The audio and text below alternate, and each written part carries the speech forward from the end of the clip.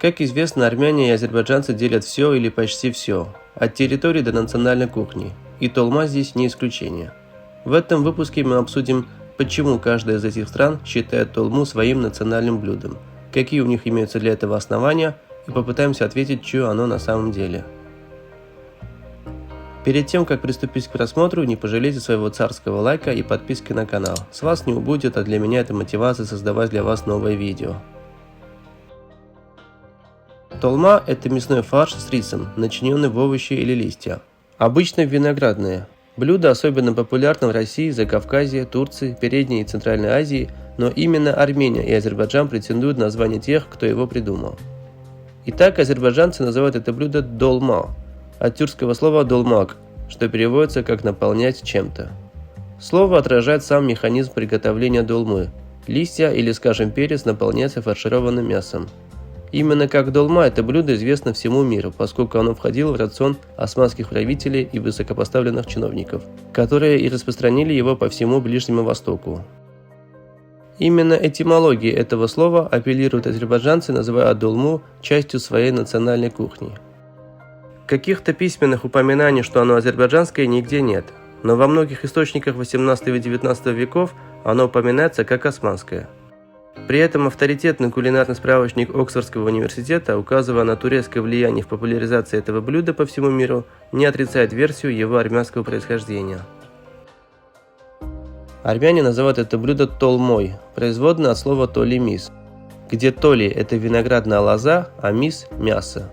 Отсюда и особенность армянской толмы – мясо обязательно должно быть завернуто в виноградные листья. Собственно, все именитые кулинары сходятся во мнении, что классическая толма – это фаршированное мясо с рисом и пряностями, завернутое в виноградные листья, а все остальные разновидности появились потом. Например, в России многие любят толму в капустных листьях, но всем известно, что это голубцы, а не толма.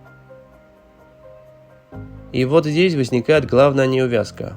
Как известно, турки – это изначально кочевой народ, который в ходе своих великих завоеваний дошел из Азии до берегов Северной Америки и Средиземноморья.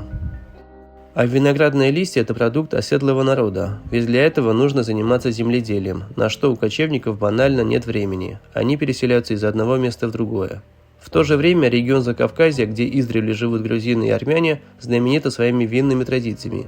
Именно в пещерах Грузии и Армении найдены раскопки винных погребов, возраст которых превышает 2000 лет. То есть история вина и, следовательно, выращивания виноградных листьев берет свое начало именно в Армении, и придумать блюдо из виноградных листьев мог народ с оседлым образом жизни и любовью к земледелию, а не кочевой, каким изначально являлся Азербайджан. Но правда еще и в том, что все в этом мире решают политики, а они решили, что толма является азербайджанским блюдом. Так, в 2017 году Межправительственный комитет ЮНЕСКО решил, что именно азербайджанская традиция приготовления толмы является одним из элементов нематериального культурного наследия человечества. Многочисленные протесты армян на такое решение отклика не нашли. Несмотря на решение ЮНЕСКО, споры о происхождении этого безумно вкусного блюда не утихают и по сей день. Если у вас есть аргументированное мнение, чье оно, буду рад услышать его в комментариях.